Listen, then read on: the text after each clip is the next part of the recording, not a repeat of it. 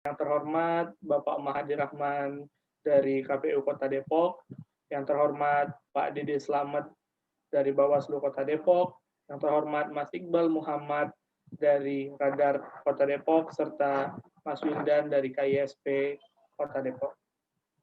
Nah, serta juga kepada teman-teman seperjuangan yang memiliki concern yang sama kepada kita semua dalam kawal pilkada. Terima kasih sudah berkenan untuk hadir dalam kegiatan bareng KISP Depok pada kesempatan hari ini. Baik, sebelum kita mulai acara ini, ada baiknya kita berkenalan terlebih dahulu ya teman-teman. Jadi sebenarnya relawan KISP Depok ini merupakan bagian langsung dari KISP yang berpusat di Jogja. KISP sendiri itu merupakan sebuah pergerakan mahasiswa bernama Komite Independen Sadar Pemilu. KISP ini diinisiasi oleh pemuda-pemuda yang memiliki ketertarikan serta concern terhadap keberlangsungan bangsa, khususnya pada aspek demokrasi, kepemiluan, dan politik. Terkhusus untuk relawan KISP Depok ini terdiri dari mahasiswa lintas jurusan dan mohon maaf lintas universitas maksud saya yang sama, memiliki concern dan semangat yang sama dengan KISP. Di KISP Depok ini ada beberapa teman dari UI, salah satunya adalah Mas Wildan, ada Mas Kris juga, ada Mas Fikri, dan kebetulan saya juga mahasiswa dari Unhan di Salemba. Baik, biar tidak memperlama lagi, karena memang ini jamnya ada di jam-jam yang kritis, kita bisa langsung mulai saja. Seperti yang kita tahu bersama ya teman-teman, penyelenggaraan pilkada tahun ini berbeda dengan pilkada tahun-tahun sebelumnya. Karena ya memang pada pilkada tahun ini, seperti yang Mas Iqbal tadi sampaikan, pesta demokrasi di tengah pandemi. Acara ini digelar di tengah bencana non-alam yang tengah menyelimuti dunia.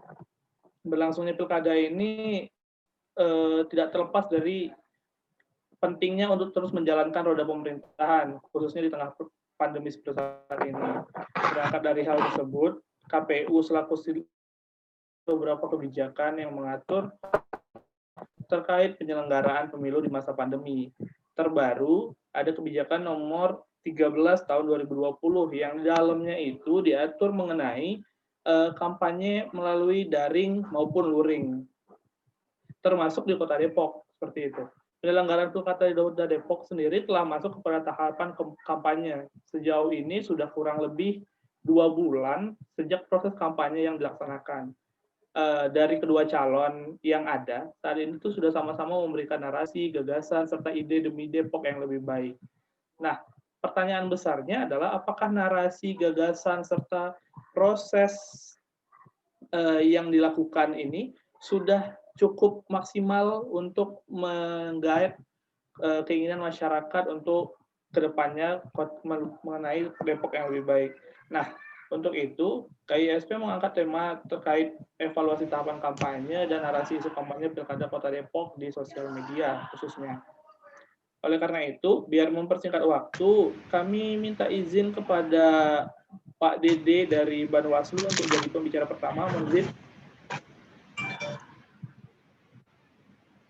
Pak Dede.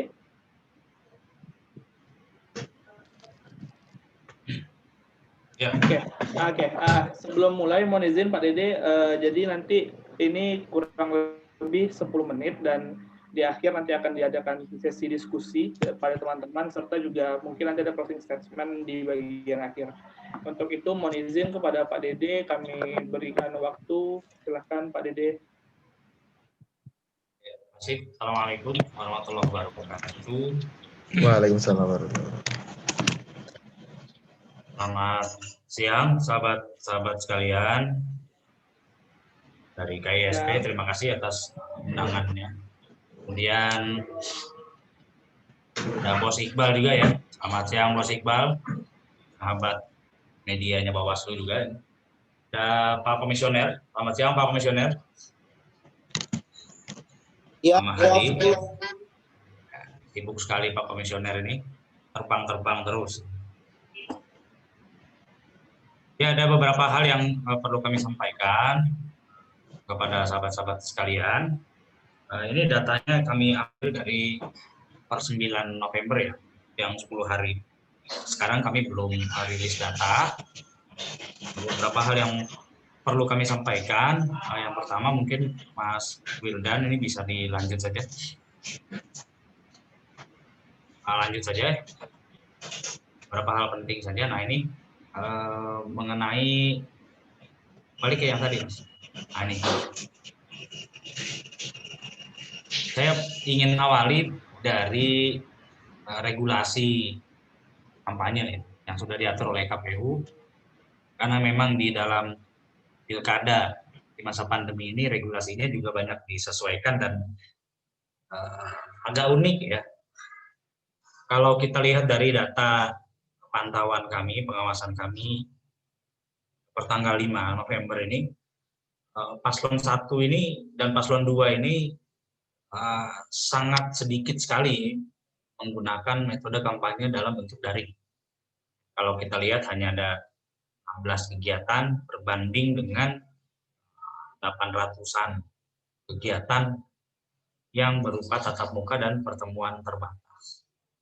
Juga kami telah menertibkan sekitar 7.000 dan 2 hari ini kami juga melakukan penertiban alat peraga, akan bertambah sekitar 1.000 sampai 2.000 lagi. Artinya dari banyak metode kampanye yang telah disiapkan oleh KPU, ternyata metode kampanye konvensional masih dipilih atau masih menjadi metode utama yang digunakan oleh para pasangan calon di Kota Depok. Adapun metode kampanye melalui sosial media atau media daring yang lainnya, ini juga belum terlalu dimaksimalkan oleh para pasangan calon. Dari sekian banyak akun yang sudah didaftarkan, lebih kepada posting hasil kegiatan tatap muka atau pertemuan terbatas. Jadi dalam hal kreativitas konten, kemudian dalam hal narasi-narasi yang disebarluaskan oleh para paslon di dalam sosial media saat ini lebih kepada kontestasi menjurus pada negatif campaign dan campaign bahkan hoax. Nah, ini juga keprihatinan kami. Agak sulit mengerem karena memang akun-akun yang digunakan ini tidak hanya akun-akun relawan tetapi juga akun-akun pribadi yang bahkan kalau kita perhatikan sejak awal ada akun-akun pribadi yang sangat vulgar gitu ya, sangat vulgar. Nah ini kan tentunya menjadi keprihatinan kita. Sedangkan tindakan hukum yang diambil berkaitan dengan Undang-Undang ITE juga saya kira masih belum terlihat. Termasuk juga tindakan hukum dalam rangka pelanggaran protokol kesehatan yang dilakukan oleh kedua pasangan calon, baik paslon 1 dan paslon 2 yang sebetulnya berimbang. Artinya tren pelanggaran protokol kesehatannya ini cenderung berimbang. Jadi tidak ada yang terlalu dominan, tidak ada yang minor gitu ya. Ini relatif berimbang. Tetapi trennya menurun. Semakin menuju ke akhir fase kampanye, tren pelanggaran terhadap protokol kesehatan di dalam kegiatan-kegiatan kampanye tatap muka dan pertemuan terbatas ini trennya menurun, semakin menurun. Ini berangkat dari satu kesadaran para pelaksana dan peserta kampanye, kemudian juga memang kami tidak pernah berhenti untuk mengingatkan ya, selain daripada memberikan peringatan tertulis sebagaimana kewenangan yang diberikan kepada kami. Untuk pembubaran kegiatan kampanye sendiri kalau di Kota Depok memang ini kan menjadi ultimum remedium yang menjadi pilihan terakhir kami. Kami sudah sampaikan sejak awal kami sedapat mungkin tidak ingin menggunakan kewenangan itu sehingga tidak perlu sampai ada kegiatan yang dibubarkan. Sejauh ini memang kalau dari secara nasional ya pelanggaran-pelanggaran itu mungkin bisa dilanjut ke slide berikutnya Mas Wildan. Ya ini kami sudah keluarkan sekitar 18 Kemudian ada pelanggaran lainnya juga yang berkaitan dengan kode etik penyelenggara, ini dari jajarannya Pak Mahadi, PPK dan Sekretaris PPK. Sekretaris PPK ini juga pelanggarannya double ya, karena berkaitan juga dengan netralitas ASN. Dari 6 orang yang sudah kami teruskan dan pelanggarannya kepada Komisi ASN, yang 2 orang ini adalah merupakan bagian dari penyelenggara juga. Nah, di dalam masa kampanye ini kan isu netralitas ASN, TNI, dan Polri ini juga menjadi sebuah isu hangat, ya. Tidak hanya di Kota Depok, tetapi kita juga melihat banyak fakta dan informasi yang dirilis, terutama oleh Bawaslu. Banyak sekali kasus yang berkaitan dengan netralitas ASN ini. Kemudian yang berikutnya, Mas Wildan, ini beberapa hal penting saja ya yang kami sampaikan ya. Nah, ini tren pelanggaran pada protokol kesehatan ini terutama pada habit ya, atau peristiwa-peristiwa, kebiasaan-kebiasaan yang memang peserta ini tidak menjaga jarak. Tidak menjaga jarak ini konteksnya adalah karena Kota Depok ini biasanya menggunakan tempat yang memang tidak terlalu besar. Jadi kalau dibatasi 50 orang, karena lokasi kampanyenya ini memang lokasinya tidak terlalu luas, sehingga tetap saja menimbulkan jarak yang terlalu rapat antar peserta kampanye, meskipun sudah berusaha diatur sedemikian rupa. Kemudian juga melebihi 50 orang dan masih ada beberapa yang tidak menggunakan masker. Meskipun ini trennya semakin kesini semakin menurun ya.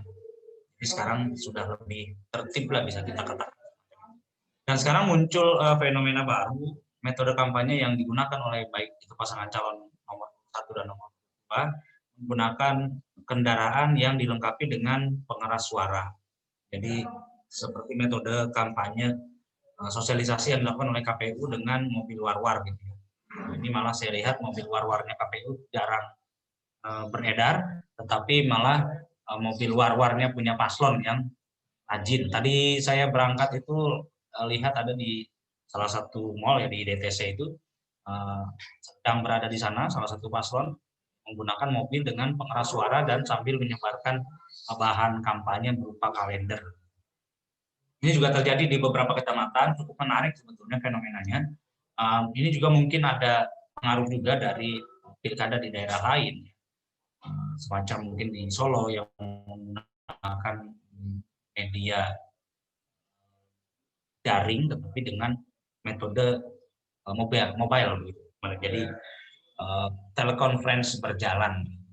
Nah, mungkin ini beberapa fenomena yang menarik di Kota Depok sendiri. Kemudian yang berikutnya, Mas Wildan bisa dilanjut. Nah, ini masalah COVID ya, kalau COVID nanti bisa di-update datanya lebih lanjut saja. Ini memang progresif sekali datanya. Kemudian ini yang berkaitan dengan iklan ini domainnya Bos Iqbal ini.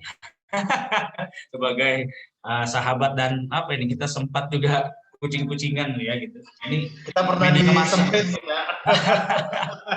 Memang media massa ini salah satu korban regulasi. Kalau kita mengatakannya begitu.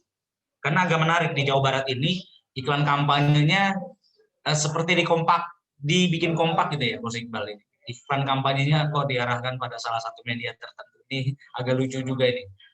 Ya, padahal setiap kabupaten kota, KPU kabupaten kota punya domain sendiri-sendiri untuk memilih media yang digunakan untuk menayangkan iklan kampanye. Kalau Radar saya kira aman lah karena sudah tersertifikasi Dewan Pers dan paling mestinya hanya Radar yang menayangkan iklan itu.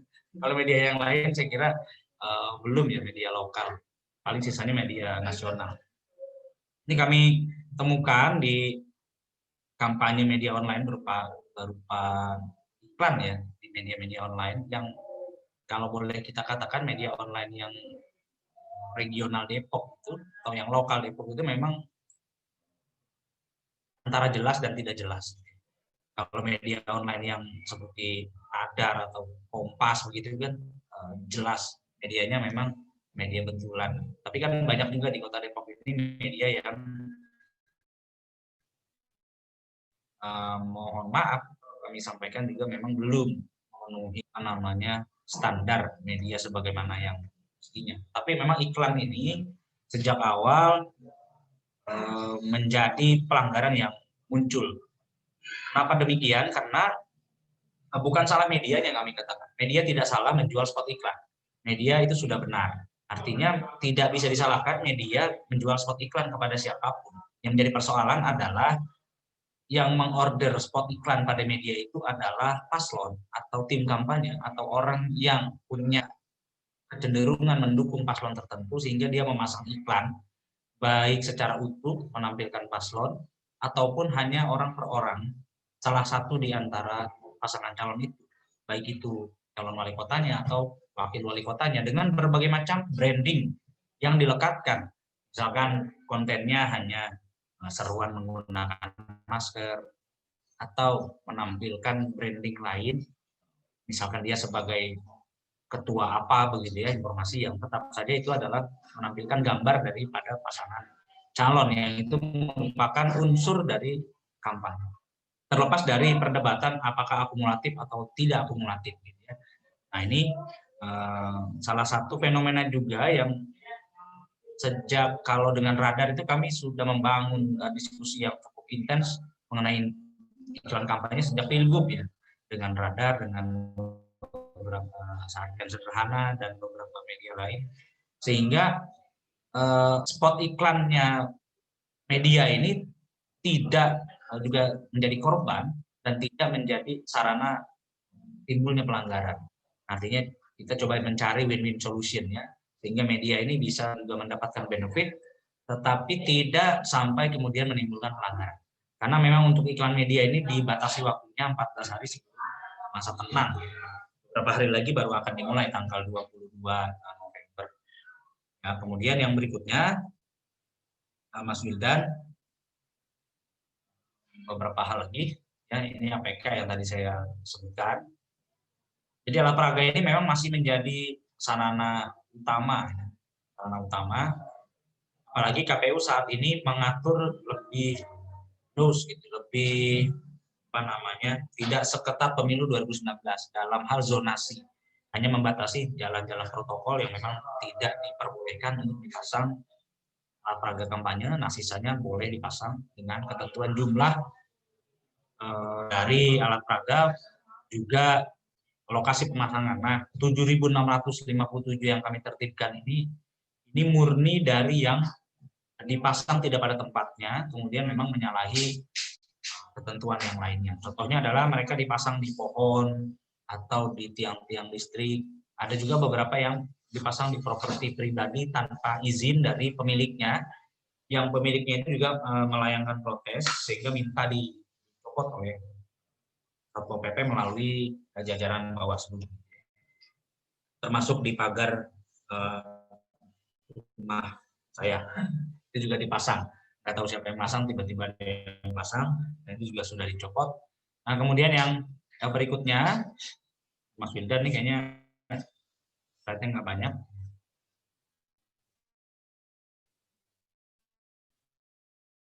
Kaitan dengan dana, kita bicarakan kampanye, tentunya tidak lepas dari dana kampanye.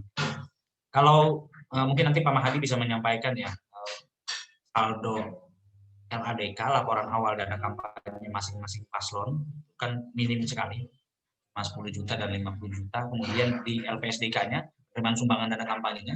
Dan ini adalah dana kampanye hasil penaksiran kami dari setiap kegiatan yang dilakukan oleh para paslon. Dan ini memang masih progresif, masih berjalan. Setiap hari kami masih melakukan penaksiran terhadap dana kampanye yang digunakan oleh para paslon. Nanti akan kita sandingkan juga dengan laporan penerimaan sumbangan dana kampanye, sehingga publik itu bisa mendapatkan informasi yang utuh, karena memang hal ini jarang sekali dipublikasikan oleh KPU, bahkan oleh para paslon. Saya kira cukup sedikit pihak yang punya passion atau interest atau concern ya terhadap dana kampanye. Nah, ini saya kira publik juga perlu, kawan-kawan mahasiswa juga perlu mendapat informasi ya mengenai dana kampanye, apalagi audit yang dilakukan oleh kantor akuntan publik itu hanya sebatas audit kepatuhan.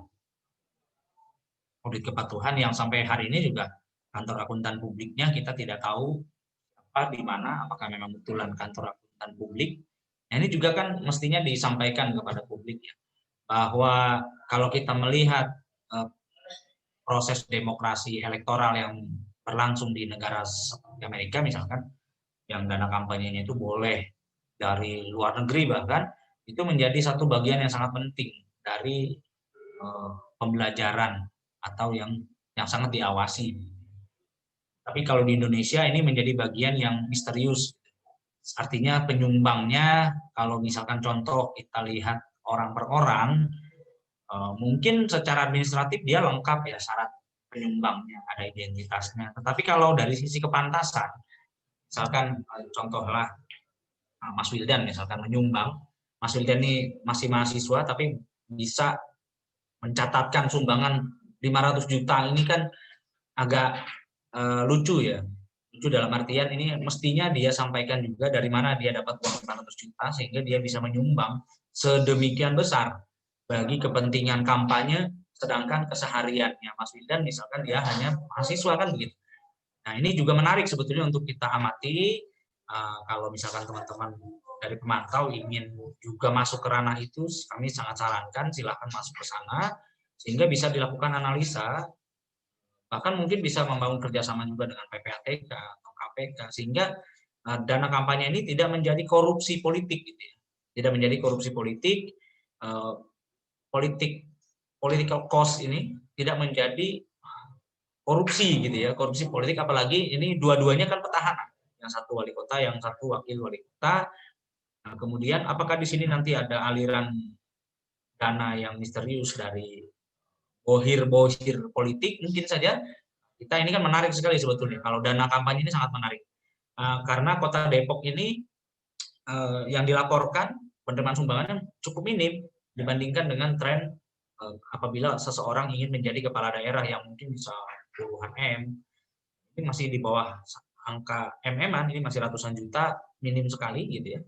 Sedangkan kampanyenya tadi kalau kita hitung 800 kegiatan, kalau kita pukul rata satu kegiatan 1 juta saja itu sudah 800 juta gitu. Itu kan secara sederhana kita bisa hitung secara kasar. Sedangkan dalam satu kegiatan itu kalau misalkan menghadirkan 50 orang dengan konsumsi yang sekian, nah itu kalkulasinya jadi bisa kita banyak cerita tentang dana kampanye yang panjang kalau kita bahas di dalam sesi yang singkat ini. Nah, kemudian yang berikutnya beberapa hal lagi, Mas Wildan. Kemudian yang selanjutnya ini beberapa evaluasinya dari kami.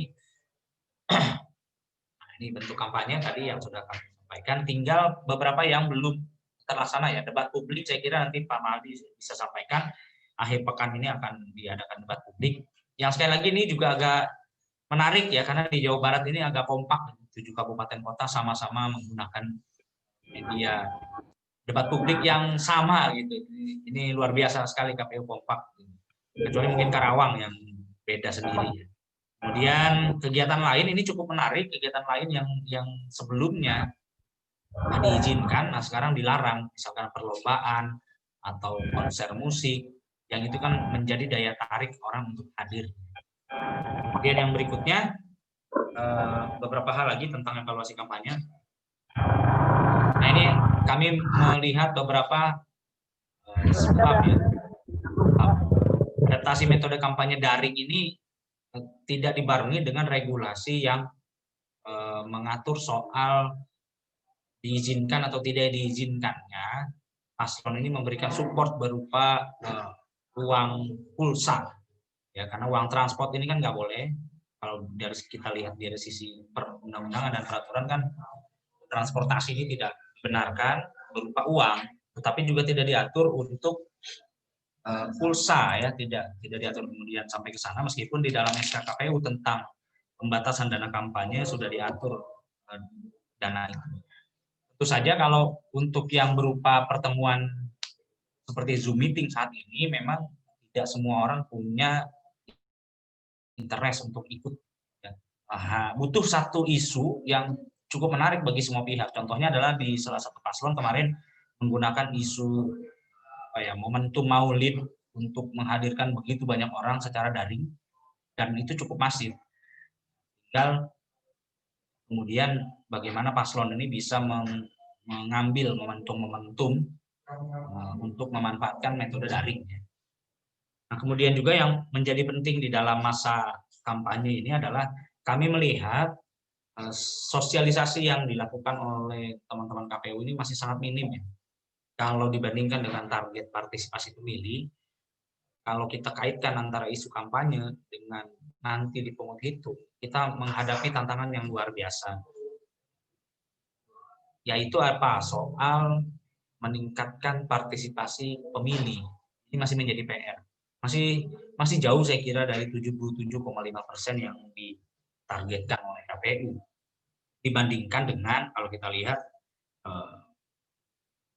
sosialisasi yang dilakukan oleh jajaran KPU, oleh pemerintah sendiri, sehingga kami juga mengambil inisiatif untuk melakukan sosialisasi pengawasan partisipatif secara masif di 11 kelurahan dan 63 kelurahan dan 11 kecamatan ya.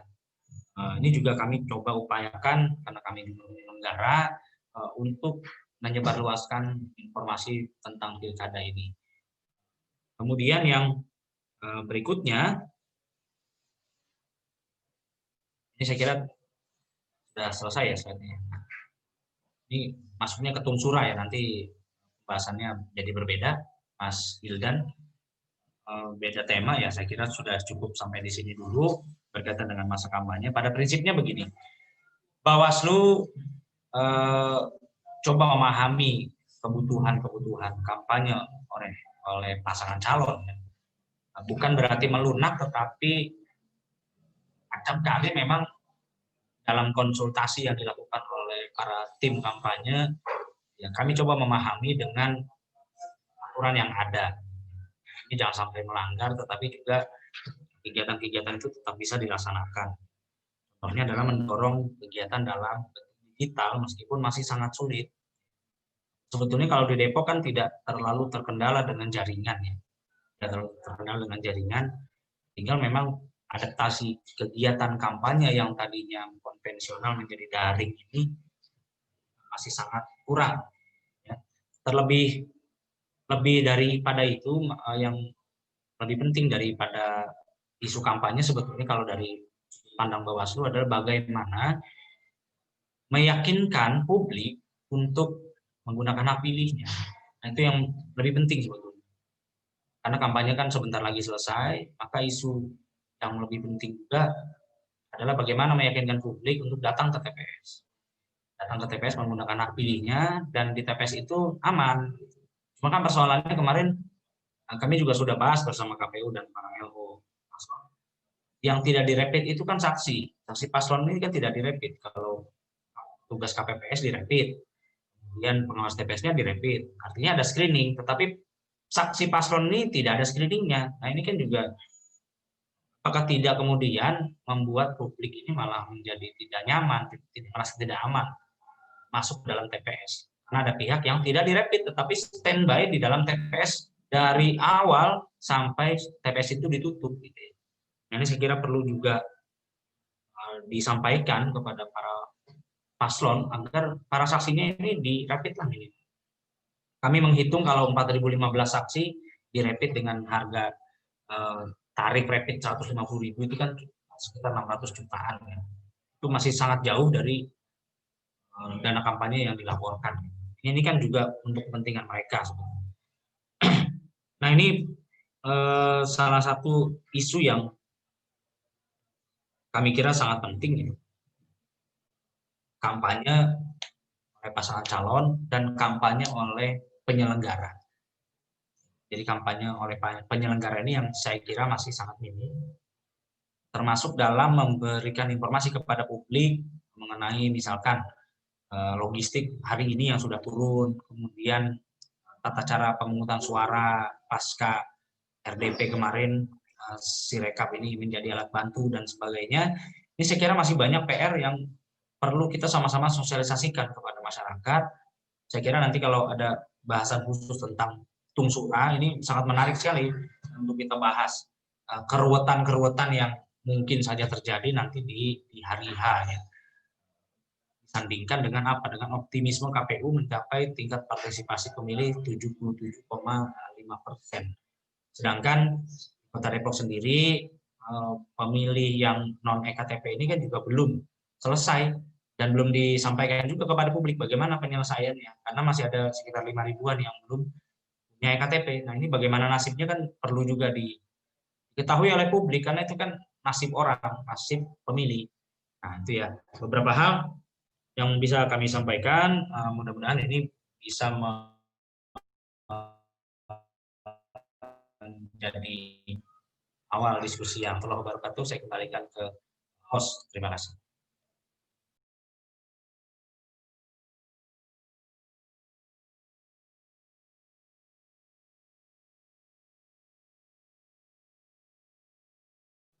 Bang Rifki, suaranya mungkin di unmute dulu.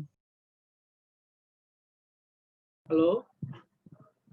Oke. Maaf. Terima kasih. Suaranya tidak kedengaran, Pak. Halo.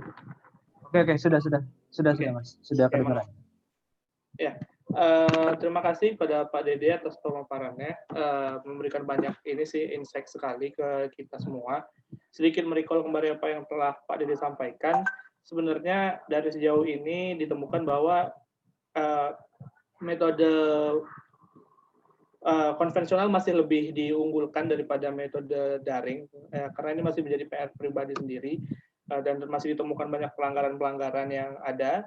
Dan yang paling penting dan yang sangat ditegaskan oleh Pak Dede tadi yang menjadi highlight utama dari saya khususnya, yaitu bagaimana meyakinkan masyarakat untuk menggunakan hak pilih pada besok pada 9 Desember besok maksud saya. Nah, itu menjadi pertanyaan besar tersendiri yang mungkin nanti bisa akan kita dapatkan kesimpulan di akhir acara. Baik, untuk berikutnya kami minta izin kepada Mas Iqbal dari Radar untuk menyampaikan sedikit informasi yang dimiliki dan memberikan new insight lah kepada kami terkait Pilkada Kota Depok. Mohon izin Mas Iqbal. Pada Mas Iqbal dipersilakan. Terima kasih. Saya pikir lebih baik Bang Mahadi dulu dari KPU ya untuk menjawab pertanyaan-pertanyaan dari Bang Dede.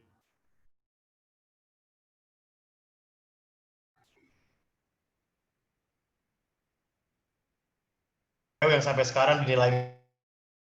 Halo. Ini bisa menjelaskan dulu, nanti saya bisa di akhir untuk menjelaskan peran media dalam penyelenggaraan Pilkada Kota Depok gitu mungkin ya. Mungkin begitu Mas Rifki ya. Mungkin kalau ada Pak Mahadi bisa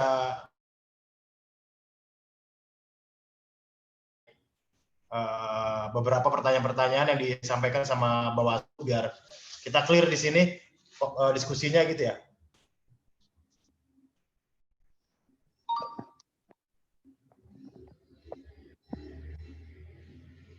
Bang Rifki suaranya, Bang. Mungkin di... Oh ya, mohon maaf. Halo. Ya, siap Pak Iqbal, terima kasih. Itu juga jadi masukan kepada kami. Sebelumnya mohon izin Pak Mahadi, apakah standby? Standby. Oke. Kami minta maaf untuk untuk Pak Mahadi terlebih dahulu sebelum Mas Iqbal, maksud kami biar memang nanti biar lebih balance gitu informasi yang diterima. Mohon izin Pak Mahadi.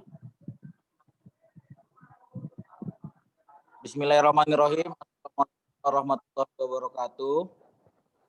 Yang saya hormati dari KISP Kota Depok, yang saya hormati para narasumber, ada Bang Dede, Komisioner Bawaslu Kota Depok, ada Bang Iqbal, GM Radar Depok lah ya, dan para partisipan pada siang hari ini. Terkait diskusi siang ini, ingin saya sampaikan kan temanya kan evaluasi narasi terkait pemilihan wali kota. Nah, kalau dari tema, sebelum saya menjelaskan aturan-aturan, Nah, sebenarnya selain dari tema ini, kalau dari narasinya sudah jelas sebenarnya. Adanya perbedaan lah antara kedua calon. Ya kan, bisa kita lihati dari tagline-nya, dari isu-isunya lumayan, walaupun kurang inilah ya, visi misinya kurang menjurus pas isu-isunya lah ya, tapi visi misinya sih sudah bagus, tinggal penyampaian visi misinya mungkin agak kurang penekanan sedikit lah ke masyarakat, ya kan. Terus hal terkait ini, dari hal narasi, dari hal bagaimana pemilih menjadi pemilih cerdas, kami KPU Kota Depok inilah ya, mengagendakan itu sebanyak 3 kali debat kandidat, yaitu maksimal, agar supaya penajaman visi misi, narasi yang dibangun oleh masing-masing paslon bisa lebih dipahami, inilah ya, dianggap sebagai inilah ya, bahan untuk masyarakat memilih.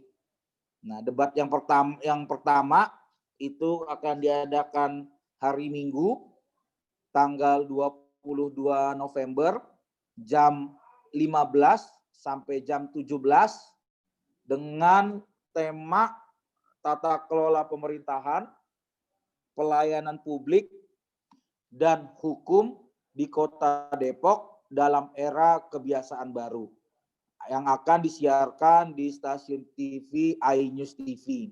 Itu debat yang pertama.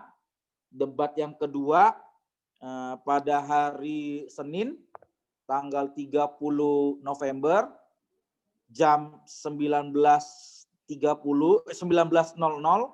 sampai jam 21.00 di stasiun TV Kompas TV dengan tema kesehatan, kesejahteraan, dan kesenjangan di Kota Depok dalam era kebiasaan baru. Yang debat terakhir, debat pamungkas, kami laksanakan pada hari Jumat 4 Desember jam 19.00 sampai jam 21.00 di TV One, dan dengan tema kerukunan sosial, demografi, dan lingkungan hidup di Kota Depok, jelasnya di dalam era kebiasaan baru.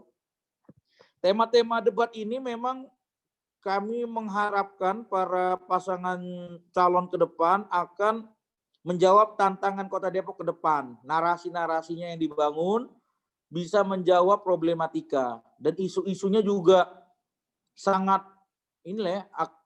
sangat berdekatan dengan masyarakat Kota Depok. Terkait segmennya juga sama, itu ada segmen tanya jawab dan menjawab moderator. Jadi memang kami mengarahkan para paslon ini untuk saling bernarasi lah, beradu narasi untuk bagaimana menarik pemilih. Terkait memang sosialisasi yang dikira kurang, ya memang kami tidak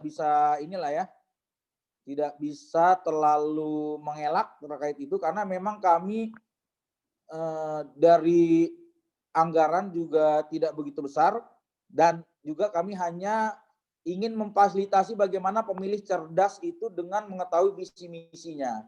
Jadi kami itu lebih mengarahkan kepada kebijakan anggaran bagaimana fasilitasi kampanye terhadap paslon diperbanyak. Jadinya terkait iklan juga nanti ada iklan kampanye di stasiun TV, di koran lokal dan nasional. Nah, jadi memang kebijakan kami dalam bersosialisasi itu lebih mengarah bagaimana memfasilitasi secara maksimal pasangan calon. Terkait minimnya pasangan calon yang melakukan kampanye secara daring, ya memang itu inilah ya, terserah paslon lah ya. Tapi memang ada sedikit aura yang beda kalau kampanye dipakaikan dengan daring. Nah, makanya paslon lebih suka tetap tatap muka, auranya beda. Nah, ini masalah aura ini kan nggak bisa kita abstraksikan memang. Tapi ya mau tidak mau karena paslon lebih suka karena lebih dekat. Dan alhamdulillah dari Pak Dede semakin mengakhiri masa kampanye ya ada perubahan sedikit lah tentang protokol kesehatan dalam kampanye. Nah, terkait APK memang alat peraga kampanye ya kita lihat APK-nya juga narasinya banyak, ada satu dukung ini, satu dukung ini. Jadi memang kalau diibaratkan ini Mas Rifki dan Wildan, ini Pilkada Kota Depok ini seperti Pilpres Amerika ini kayaknya ini. Rasa-rasa Pilpres Amerika ini antara Joe Biden dengan Trump. Kenapa bisa begitu? Karena memang sama-sama incumbent walaupun Joe Biden wakil. Tapi ingat, wakilnya 2 kali di masa Obama. Nah, jadi ini memang sangat keras dan penghitungan juga akan menarik, ya kan? Jadi kita juga malah saya merasa lebih baik nanti saya berharap KISP mengundang masing-masing ini ya, masing-masing tim kampanye untuk menceritakan visi misinya. Itu lebih bagus kan daripada mengundang ini.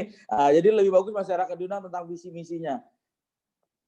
Terus terkait pelanggaran-pelanggaran ya memang ya kita tidak bisa inilah ya, apalagi terkait dana kampanye memang aturannya seperti itu, tidak bisa kita ini, tapi pun saya rasa ya dalam hal sumbangan waktu terakhir disampaikan memang dalam batas kewajaran sih sebenarnya, wajar nggak wajar lah ya hitungannya ya, karena memang agak anehnya gini, kalau paslonnya yang Pak Pradi itu semua bahan kampanye, semua sumbangannya dalam bentuk barang, semuanya dalam bentuk barang. Sedangkan paslon Pak Idris semuanya dalam bentuk uang. Nah, jadi ya bisa simpulkan sendirilah maksud saya. Nah, kalau terkait dana kampanye. Nah, menjalani dikit lagi ini tuh 14 hari ya, 14 hari dimulai tanggal 22 November sampai tanggal 5 Desember, yaitu masa di mana fasilitasi kampanye oleh KPU terkait iklan kampanye bagi paslon itu sudah kita ini kan ya kita jadwalkan baik TV, radio ataupun koran, media cetak. Nah, sebenarnya paslon ini Mas Iqbal dan rekan-rekan KSP, paslon ini bisa membuat iklan pada tanggal 22 sampai tanggal 5 Desember itu. Iklan yang pertama itu iklan di sosial media. Kontennya 5 konten per hari. Jadinya bisa memakai Facebook Ad, Instagram Ad kali ya, kalau Facebook pas di Ads, kalau Instagram saya kurang tahu Instagram Ad atau YouTube Ads lah kita sebut ya. Itu bisa sebenarnya. Karena kita jelas lah kalau kita pengamat sosial media kita bisa mengetahui konten apa yang diiklan ataupun tidak diiklan oleh tokoh masyarakat atau apa, kita udah ngerti lah sebagai itu kan. Nah, terus selain itu juga selain sosial media, pasangan calon itu bisa di media website Mas Iqbal. Jadi apabila Radar Depok memiliki website, itu bisa dipasang iklan oleh pasangan calon. Nah, maksimal itu satu website ya, website apa, jadi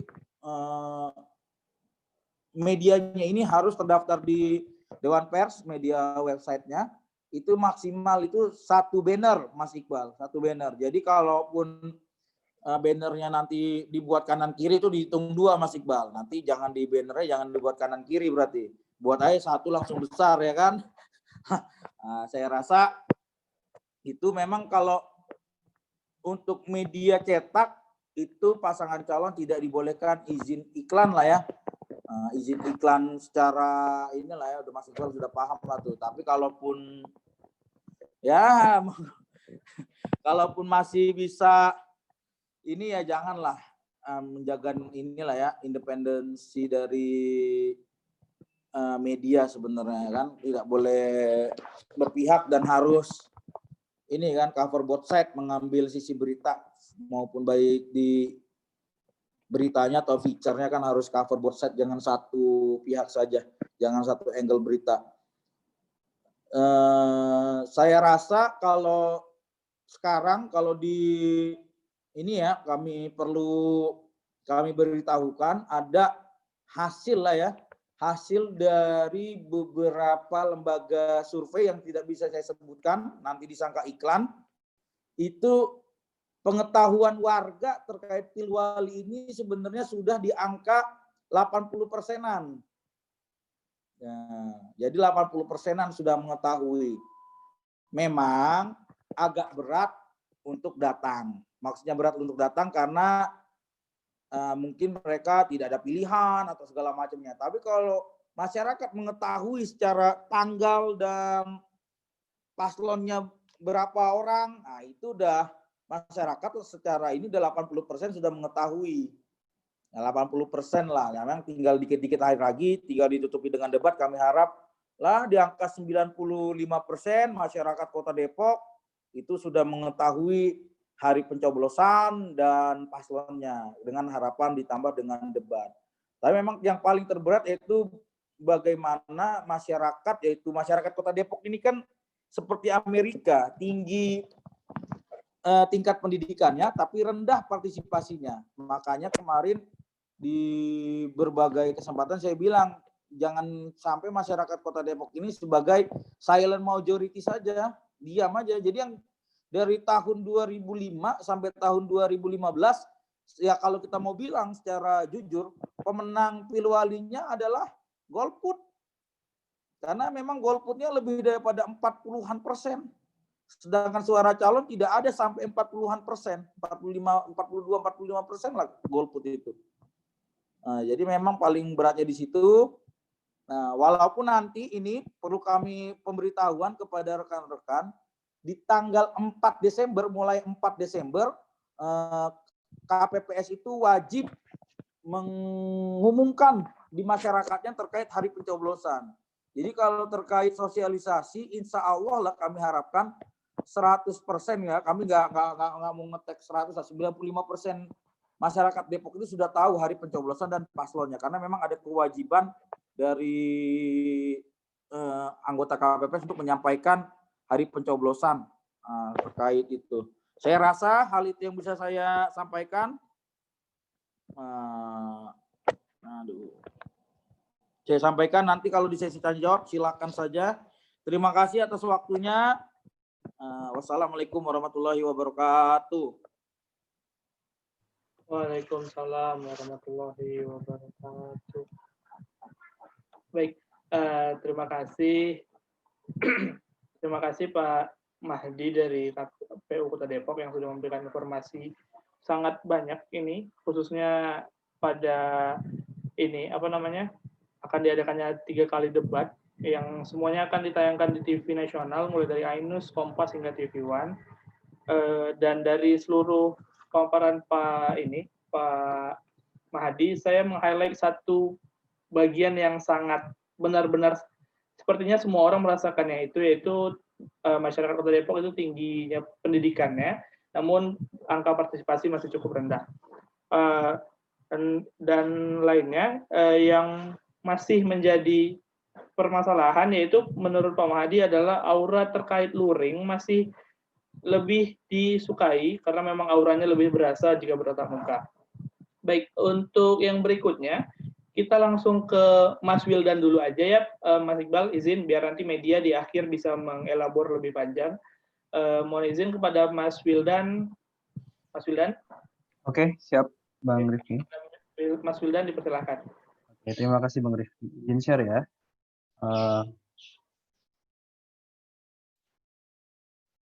Apakah sudah terlihat? Sudah, Mas. Sudah terlihat ya. Oke, selamat siang semuanya, Pak Dede yang saya hormati dan juga Pak Mahdi Rahman yang juga lagi sibuk-sibuknya, para penyelenggara dan juga Mas Iqbal.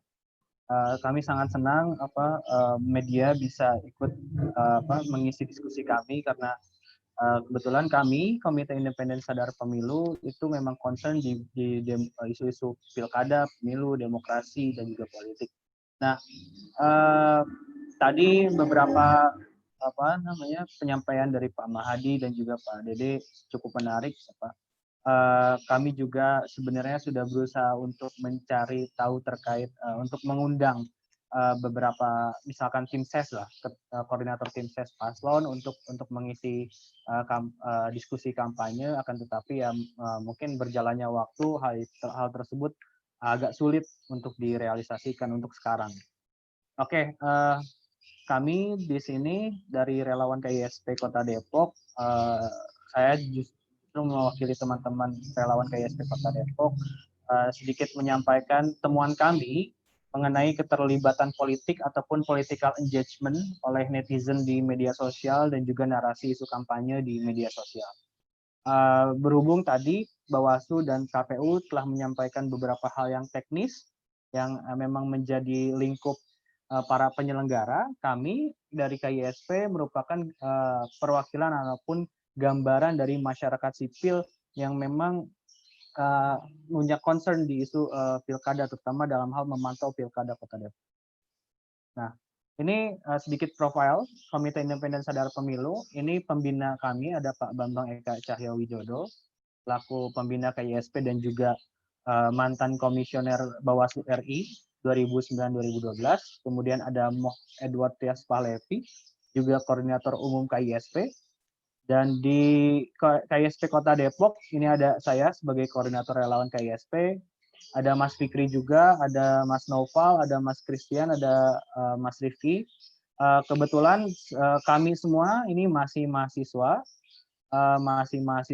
ya ini kalau saya sama Bang Rifki, sama Bang Fikri dan Mas Kris itu, saya sama Bang Fikri dan Bang Kris itu ada kuliah di Universitas Indonesia dan juga Bang Rifki kuliah di Unhan, dan Mas Nova Rofi ini juga salah satu masyarakat Kota Depok yang kuliahnya jauh justru di Jogja, di Universitas Muhammadiyah Yogyakarta. Yang kebetulan kami saling membantu, saling melakukan input data, coding dan lain sebagainya terkait temuan relawan KISP Kota Depok. Nah, landasan penelitian kami ada pada Perpu nomor 2 tahun 2020 ketika pandemi mulai menyingkirkan gelaran pilkada yang harus ditunda, kemudian Undang-Undang nomor 6 yang sebagai pengganti Undang-Undang Pilkada sebelumnya, dan juga PKPU nomor 6 dan juga PKPU nomor 13 yang mengharuskan ataupun menganjurkan kampanye ini dilakukan menggunakan media sosial ataupun daring ya.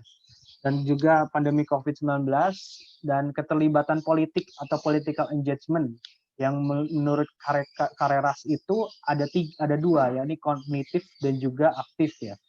Nanti kami jadikan pandangan Kareras ini sebagai landasan teori untuk melihat bagaimana beberapa political engagement dan juga narasi isu kampanye yang kami temui di media sosial. Nah, kami masuk ke political engagement. Ini ada beberapa temuan yang kami jelaskan, yang ingin kami jelaskan. Kami sudah melakukan input coding menggunakan Twitter dan Facebook, baik itu menggunakan alat namanya Vivo 12 dan juga menggunakan secara manual untuk melakukan double cross check ya. Di sini kami sekali lagi kami tidak berafiliasi ataupun tidak dekat dengan siapapun. Kami berjarak dengan kedua paslon ini, dan ini temuan kami political engagement ataupun keterlibatan politik di media sosial, baik itu di Twitter dan Facebook, itu ada yang tinggi, ada juga yang rendah. Ada perbedaan nanti juga baik itu di narasi kampanye dan juga political engagement.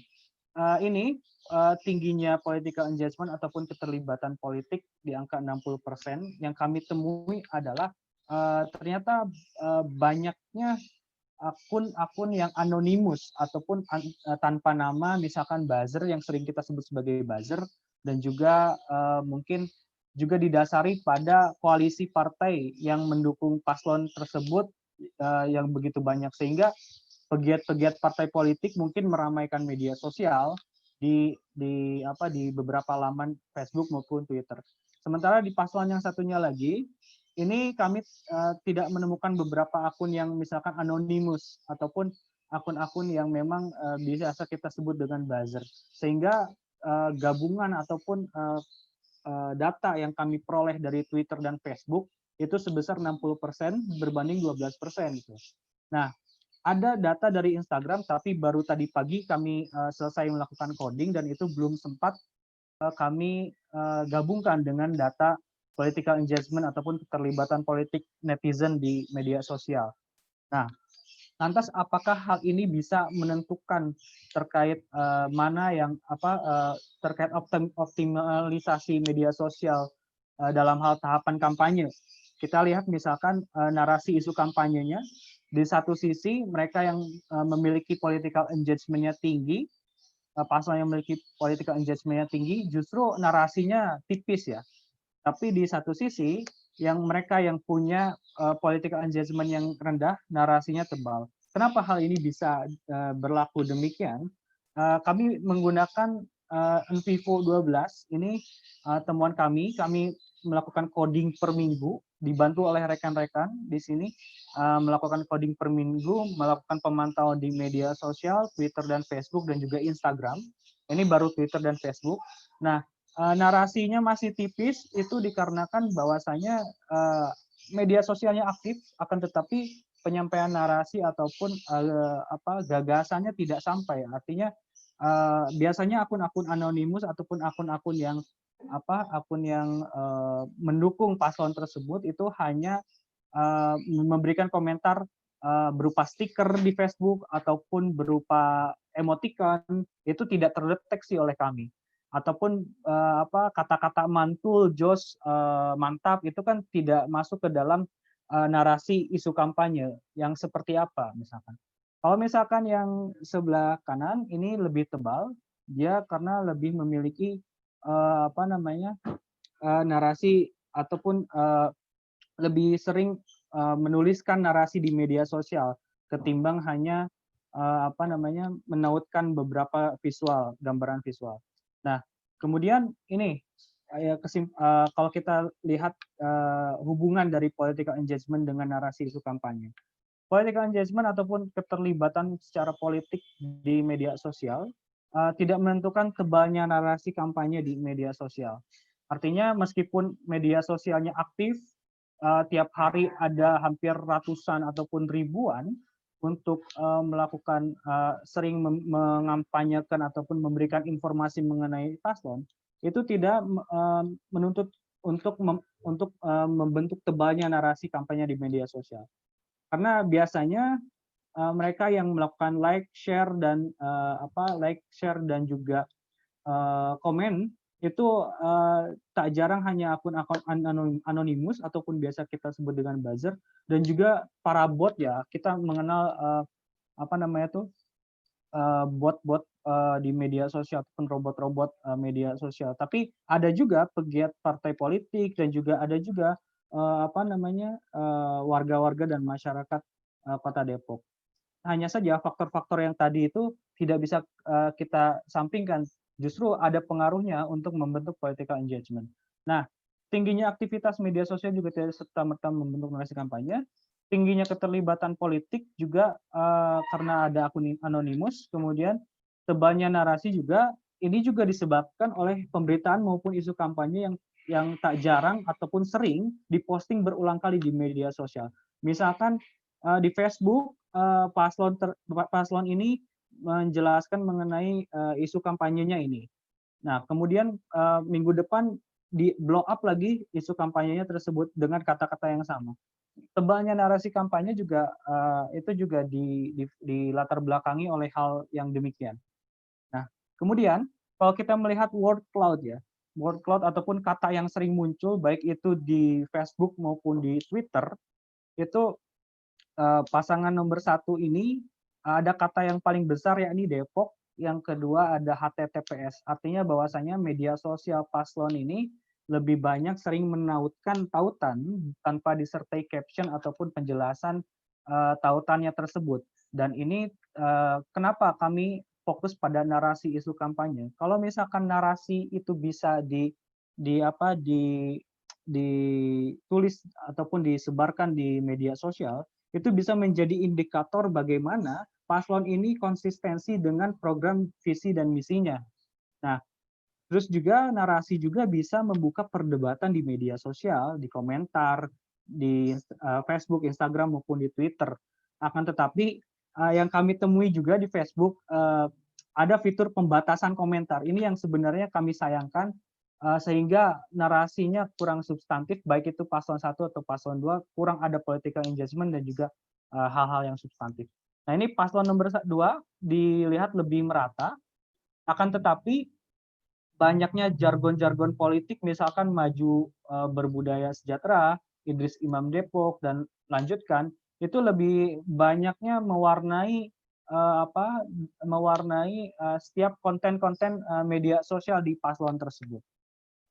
Oke, ini workload menjelaskan ataupun kata yang sering muncul ini menjelaskan besar ataupun kecilnya kata yang digunakan ataupun yang sering digaungkan di media sosial. Kata yang paling besar merupakan kata yang sering diucapkan di media sosial. Nah, kita lihat isu kampanye paslon nomor 1, baik di Twitter maupun Facebook. Paslon nomor 1 ini sebenarnya kami mengcoding per minggu dan ini dinamis ya, bentuknya dinamis. Misalkan kalau minggu kemarin isu kampanye perempuan itu ada di angka 12% misalkan, kemudian minggu ini malah menurun angka 6%. Hal itu kenapa? Hal itu membuktikan bahwasanya ada isu yang lebih dominan. Misalkan kayak isu kesehatan, di sini ada angka mencapai 31%, dan paslon ini memang concern di kesehatan, terus narasi kesehatan diucap-ucapkan di Facebook maupun Twitter dengan program berobat gratis. Jadi sehingga kami menemukan bahwasanya 31% ini merupakan isu yang dominan di paslon nomor 1, terutama di Facebook.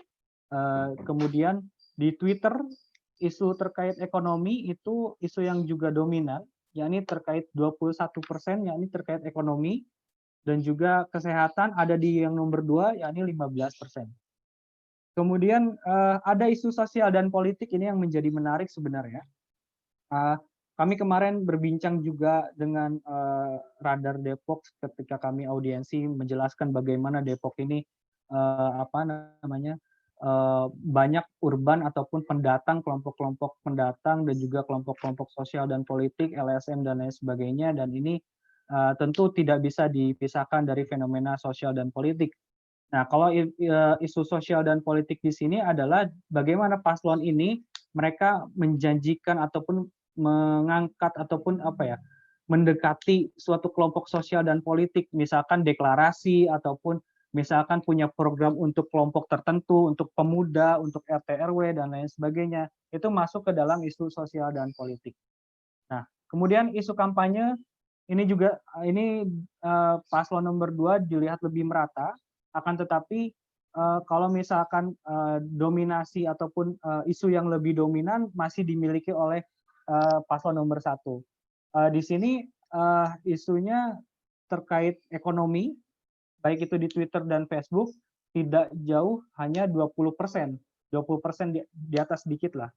Kemudian infrastruktur di Twitter juga 21%, di Facebook ada 10%, dan di Twitter isu sosial dan politik paslon ini juga sama, tinggi, 12%. Hal ini juga sebenarnya tidak terlepas dari keadaan geografis Kota Depok itu sendiri. Nah, isu kampanye, temuan isu kampanye ini memiliki perbedaan baik itu di media sosial, Twitter maupun Facebook. Kemudian isu kampanye ini dapat menjadi ukuran terhadap pasangan calon untuk melihat konsistensi program dan kebijakan yang dicanangkan.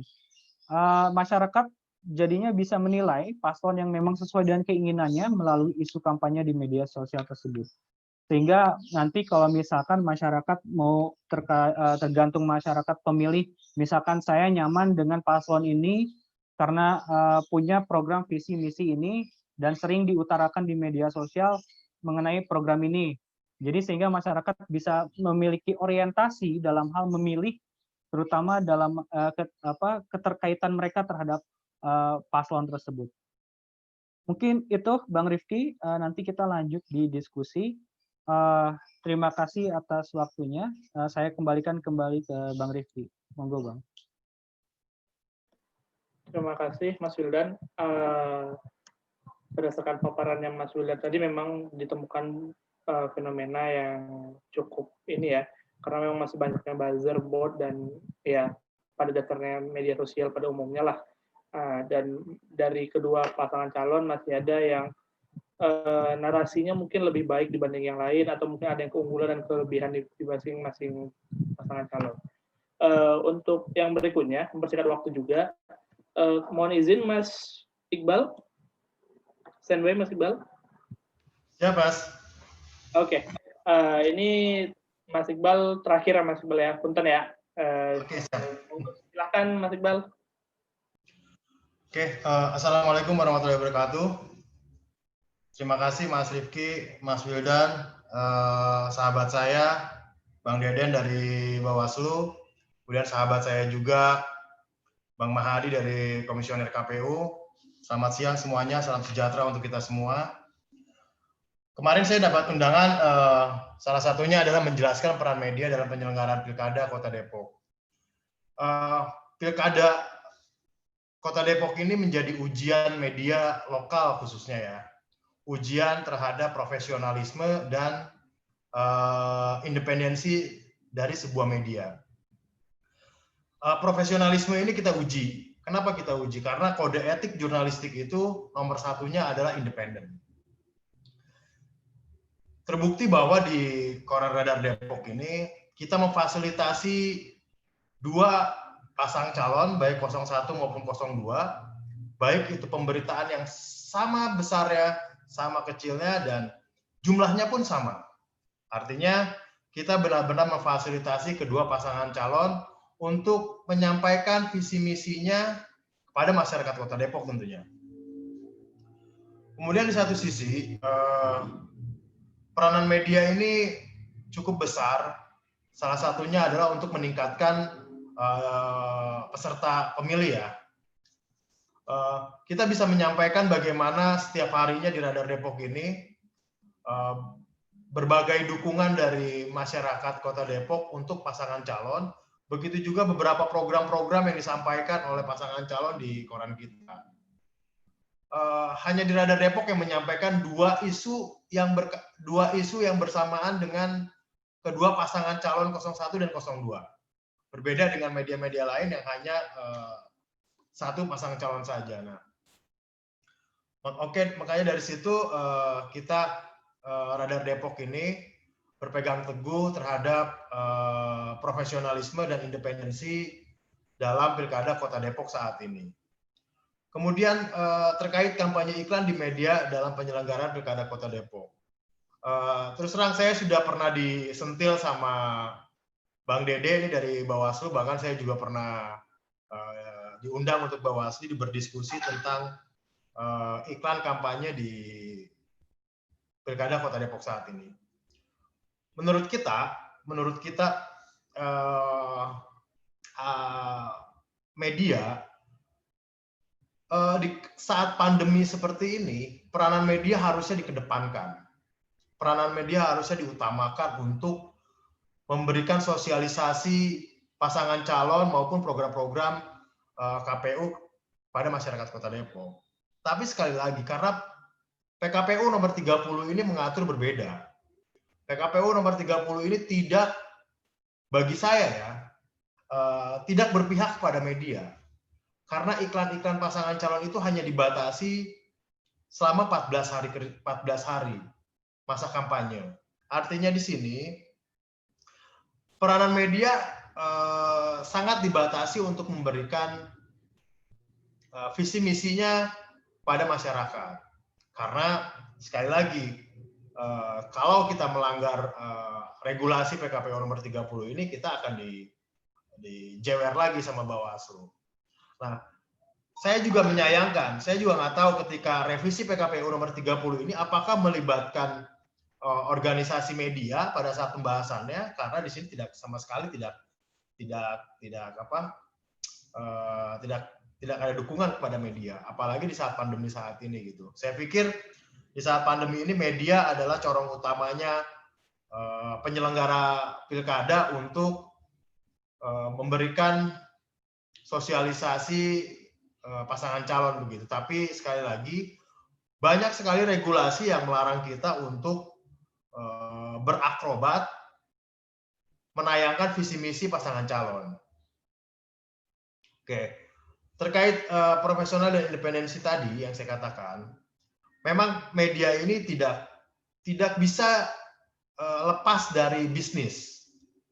Bisnis adalah bisnis, media adalah media, independensi adalah independensi. Tapi bagaimana bisnis, media, dan independensi ini kita gabungkan. Nah, inilah ujian yang harus kita lakukan sebagai media lokal. Sejak 2019 lalu, kita sudah membangun komunikasi dengan beberapa calon kepala daerah dari tahun 2019. Kemudian mengerucut di tahun 2020, akhirnya 2 pasang. Nah, kedua pasang ini sudah membangun komunikasi yang baik dengan kita. Ketika komunikasi yang terjalin itu dengan baik, bisnis itu akan berjalan. Ya. Jadi saya katakan sekali lagi kepada teman-teman di sini, bahwa independensi itu juga tidak luput dari bisnis. Kita juga butuh bisnis yang baik dalam menjalankan roda organisasi perusahaan. Apalagi pilkada ini buat kami adalah ceruk keuntungan, ceruk omset yang harus kita dapatkan sebesar-besarnya. Lalu bagaimana dengan independensi yang tadi? Nah, karena kita sudah merancang strategi bagaimana mengawal pilkada ini dengan independensi dan bisnis yang baik. Kita rajut komunikasi, kita bangun komunikasi dari semua pihak. 2019 kita sudah diskusi panjang lebar dengan teman-teman redaksi. Kita sudah menghitung ada 3 pasang, ada 4 pasang. Kita bangun komunikasi yang sebesar-besarnya kepada mereka. Kemudian mengerucut di tahun 2020 berakhir dengan 2 pasang. 2 pasang ini juga komunikasinya juga sudah terbangun, sudah dirajut komunikasinya, maka bisnis kita juga berjalan. Nah, ini yang saya maksud. Jangan sampai bisnis ini mengalahkan independensi, mengalahkan kode etik kita sebagai tugas kita sebagai jurnalistik. Ini yang saya khawatirkan. Maka dari itu saya tekankan beberapa kali sama rekan-rekan saya di Radar Depok, kita harus independen, tapi bisnis kita juga harus berjalan.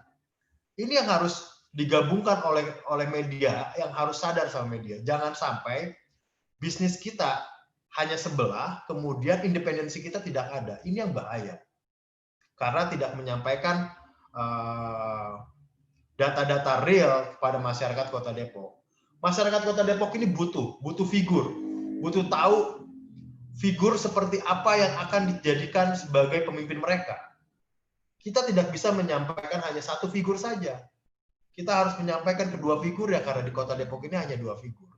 Maka dari itu kita sudah merancang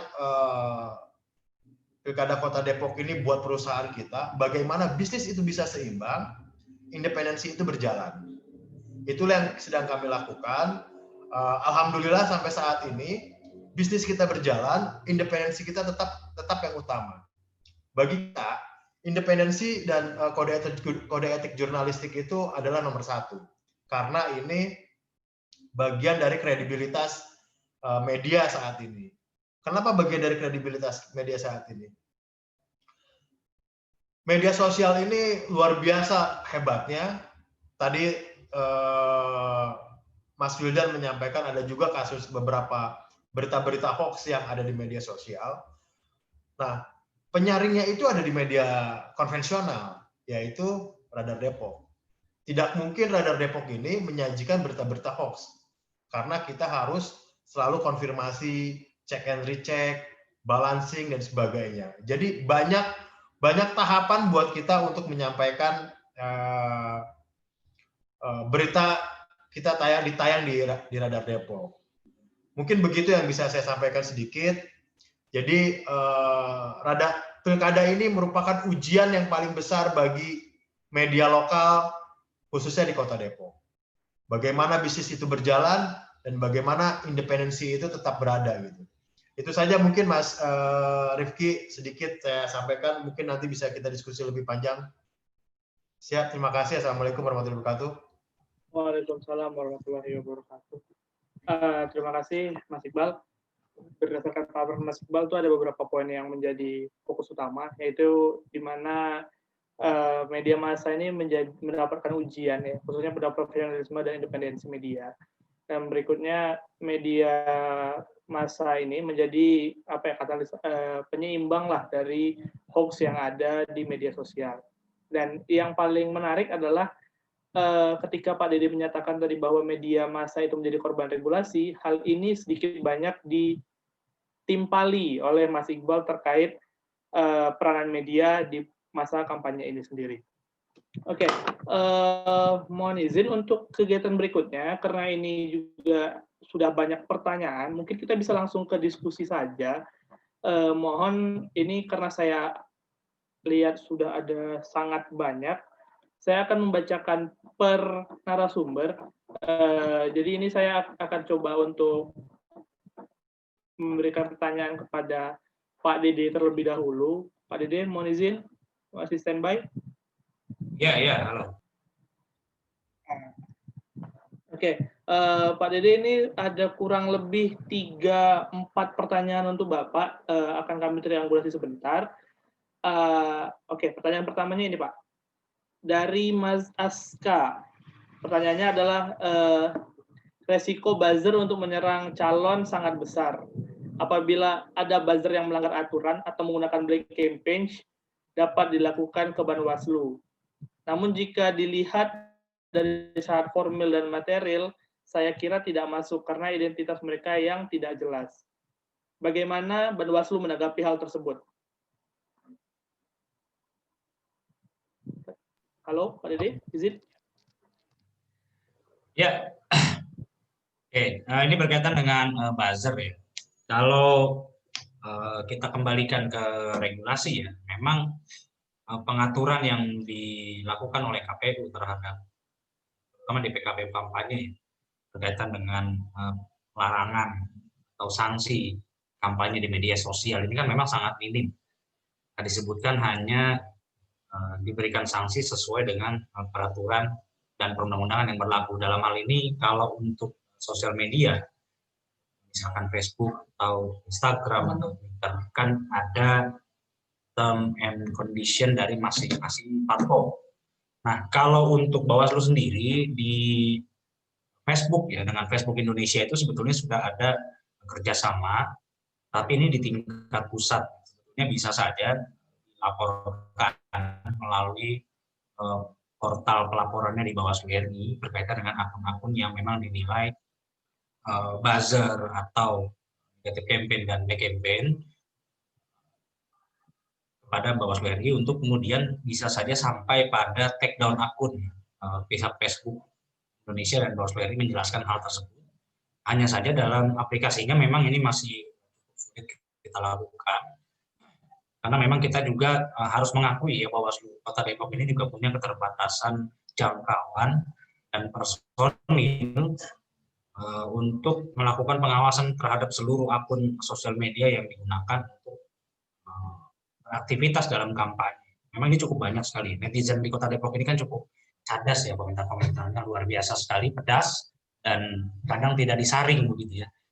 Yang kalau kita mau ikuti satu persatu ya jadinya makan hati gitu. Nah ini kan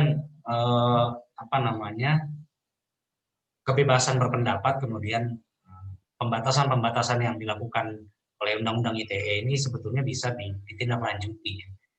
Hanya saja memang ini butuh peran juga dari teman-teman untuk terutama yang concern dalam media sosial. KISP bisa menjadi satu stream di kalangan anak muda untuk bisa mengkalkulasi atau mengidentifikasi yang dinilai melanggar, karena kan pemantau pemilu itu bisa menjadi pelapor. KISP bisa menjadi harus utama untuk melaporkan akun-akun tersebut. Nanti kami akan tindak lanjuti dengan lebih masif ya. Karena memang begitu banyaknya akun-akun yang digunakan berkampanye, baik itu akun personal maupun yang tadi disebutkan adalah buzzer. Sedangkan dari sisi regulasi kepemiluan seperti diatur oleh contohnya di PKP kampanye itu memang sangat minim mengenai sanksinya harus seperti apa gitu ya. Nah, saya kira bisa digiring nanti ke Undang-Undang ITE ya. Seperti itu mungkin kalau untuk buzzer tadi yang ditanyakan oleh Mas Aska ya. Saya kira itu, Mas Riki. Oke, terima kasih Pak Dede. Ini masih ada beberapa pertanyaan. Kami izin menyampaikan saja. Yang berikutnya dari Mas Kemas. Saya ingin bertanya kepada Pak Dede, bagaimana metode yang paling ampuh dalam melakukan audit dana kampanye masing-masing calon wali kota di Depok? Mengingat, selain kedua belah pihak merupakan petahana, latar belakang salah satu calon wakil wali kota adalah anggota DPRD yang sangat rentan untuk disalahgunakan. Monggo, silakan Pak Budi. Jadi dalam regulasi dana kampanye itu memang KPU hanya membuka satu pintu audit oleh kantor akuntan publik, yaitu audit kepatuhan. Nah, dalam hal ini saya kira kelompok masyarakat sipil, pemantau pemilu, Bawaslu juga perlu menghadirkan sebuah data pembanding. Artinya dengan mengakses data-data yang sebetulnya kan sangat terbuka untuk publik. Data LADK, LPSDK, LPPDK itu kan data publik. Data publik yang bisa diketahui oleh siapa saja yang berkepentingan. Tinggal nanti diakses datanya kepada KPU, terutama sebagai stakeholder utama dalam dana kampanye, termasuk nomor rekening, ada NPWP di sana, kemudian identitas penyumbang dan sebagainya. Nah, ini saya kira perlu dipublikasikan yang pertama, sehingga masyarakat juga bisa menilai. Yang kedua, kalau bicara audit, memang kan tidak bisa keluar dari regulasi auditnya yang sudah diatur oleh KPU. Tapi sebagai kelompok masyarakat, kita bisa melakukan penyandingan dan analisis sederhana terhadap kelayakan penyumbang misalkan. Jika ditemukan ada keanehan-keanehan, ini kan bisa kita sampaikan. Kemudian misalkan ada jumlah-jumlah yang aneh gitu ya. Sebetulnya di dalam dana kampanye ini banyak sekali jerat-jerat pidananya. Misalkan paslon ini melaporkan dananya tidak benar gitu ya. Nah, ini kan juga bisa kita sama-sama kontrol apabila ada ketidaksesuaian. Jadi audit oleh KPU-nya hanya audit kepatuhan, tapi tidak berupa audit substansi, tidak substansial auditnya. Hanya berupa misalkan begini, kalau audit kepatuhan itu contohnya seperti ini. Penyumbang harus menyertakan identitas. Nah, sepanjang identitasnya itu ada, ya sudah. Kemudian dana kampanye yang berupa uang itu harus melalui rekening dana kampanye. Sepanjang ada mutasi rekening masuknya, ya sudah kan begitu. Nah, itu tidak sampai kemudian nanti terlalu jauh kita menilai seseorang. Contohnya tadi saya gambarkan Mas Windan sebagai mahasiswa menyumbang 500 juta misalnya. Tidak sejauh itu. Nah, ini kan perlu juga kita dorong sama-sama ke misalkan ke PPATK atau KPK. Ya, tadi tidak menjadi korupsi politik ya. Ini saya kira perlu teman-teman ikut serta, ayo sama-sama kita ikut serta untuk mengawasi dana kampanye ini. Karena memang trennya dana kampanye ini adalah dana yang cenderung misterius gitu.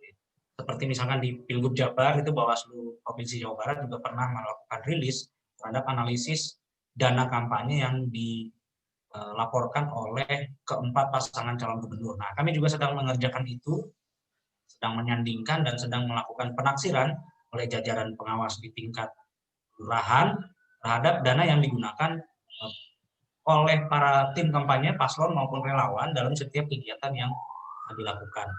Nah, ini saya kira perlu juga teman-teman ikut serta dalam pengawasan dana kampanye ini. Ya, saya kira itu untuk yang Mas Kemas ya. Mas siap. Oke, biar mempersingkat, ini ada 2 pertanyaan, saya gabung sekalian aja. Izin Pak Dede. Yang pertama yaitu dari Mas Christian sama Mas Rizky. Pertanyaannya adalah, saya baca statement Bapak di laman berita Kompas mengenai data yang Bapak sampaikan selama 10 hari awal kampanye. Menarik bahwa 2 daerah yang DPT-nya besar seperti Sukmajaya dan Pancoran Mas sudah menjadi sasaran lumbung suara kandidat. Dan benar saja, kampanye tatap muka tatap muka di minggu awal saja sudah banyak kampanye daring. Sedangkan realitasnya penyebaran COVID sana lebih masif. Pertanyaannya, kira-kira bagaimana Bawaslu Depok men-trigger publik agar lebih perhatian terhadap hal ini demi pengawasan yang partisipatif? Berikutnya, dari Mas Rizky, pertanyaan untuk Pak Dede, apakah ada aturan yang mengatur, terutama dalam hal pengawasan kode etik pada media sosial? Silakan, Pak Dede. Ya, kalau untuk protokol kesehatan ya, kesehatan saya kira gini, domain utamanya Bawaslu itu kan di pengawasan pemilihan. Untuk protokol kesehatan ini ada gugus tugas, ada satgas, ada kepolisian, ada satpol pp, ada pihak pemerintah yang memang sebetulnya sejak awal pandemi sudah menjadi leading sector. Nah, untuk mensinkronkan itu kami membuat semacam pokja ya, penegakan tentang hukum yang berkaitan dengan protokol kesehatan. Tapi yang namanya lintas sektoral ini kan memang sebagaimana kita pahami seringkali tidak berjalan mulus. Banyak sekali wacana dan seterusnya, kemudian menyatukan langkah lintas instansi ini juga kan tidak mudah. Maka memang perlu peran dari masyarakat juga untuk membangun kesadaran, terutama di level grassroots, untuk sama-sama menegakkan protokol kesehatan. Karena memang protokol kesehatan ini sangat erat berkaitan dengan kesadaran pribadi-pribadi, kemudian kepatuhan pribadi-pribadi. Saya kira kalau kepatuhan komunal yang berkaitan dengan kegiatan kampanye, itu kami bisa masuk ke sana. Selebihnya adalah menjadi domain pribadi. Domain pribadi para warga masyarakat yang menerapkan protokol kesehatan itu sendiri. Nah, inilah yang perlu kita bangun sama-sama, bahwa ada kampanye atau tidak ada kampanye, protokol kesehatan ini tetap menjadi sebuah kebiasaan yang harus kita terapkan. Kemudian untuk pertanyaan yang berikutnya tadi mengenai soal apa tadi ya? Christian ya? Apakah ada aturan yang mengatur terutama dalam hal kode etik media sosial ya? Kode etik media sosial itu memang tadi saya sudah sampaikan, ini berkaitan juga dengan Undang-Undang ITE, lebih banyaknya ke ITE. Kalau di dalam narasi, di dalam kampanye sendiri memang kontennya adalah konten regulasinya lebih kepada dilarang mengadu domba, kemudian black campaign atau negative campaign yang seperti itu ya. Dan itu memang arahnya kalau dalam media sosial lebih banyak ke Undang-Undang ITE tadi, pencemaran nama baik atau penyebaran isu hoax gitu ya. Lebih ke itu sih sebenarnya. Dan selebihnya kembali kepada regulasi masing-masing sosial media sendiri, karena setiap platform kan punya term and condition yang berbeda-beda, misalkan pembatasan komentar tadi atau konten yang diizinkan atau tidak diizinkan itu bisa di-report, sebetulnya di-report. Misalkan dia posting di YouTube kemudian dirasakan kontennya tidak sesuai, itu kan bisa di-report postingnya sehingga bisa di-take down oleh YouTube, atau begitu juga dengan sosial media yang lain, itu bisa kalau di-report secara berjamaah gitu, itu bisa saja ditindak oleh sosial medianya. Ya, kemudian ini apa ini? Pertanyaan dari PPS. Ini saya kira pertanyaan yang tidak layak ditanyakan oleh penyelenggara ya. Karena itu berkaitan dengan pemahaman ya. Pemahaman penyelenggara semestinya sudah paham apabila petahana itu memang tidak bisa menggunakan program pemerintah untuk didompleni. Maka kami memang sudah melakukan penertiban di seluruh kantor kelurahan dan kecamatan agar spanduk-spanduk yang bersifat layanan masyarakat, semisal seruan menggunakan masker, yang masih mengandung unsur petahana untuk diturunkan sehingga tidak meresahkan, tidak juga menjadi sarana untuk didomplengi oleh para petahana, baik itu wali kota dan wakil wali kota. Kami sudah sarankan dan kami sudah tertibkan juga, memang masih ada 1-2 yang muncul mungkin ya belakangan atau masih tersisa. Sekali lagi ini juga bukan karena Bawaslu mendiamkan atau apa. Beberapa baliho ini kan sulit diturunkan ya, karena memang mengandung resiko cukup tinggi. Kalau misalkan kita menerjunkan personil, apalagi kemarin sempat ada insiden, salah satu personil Satpol PP mengalami kecelakaan ketika menertibkan baliho di tiang billboard.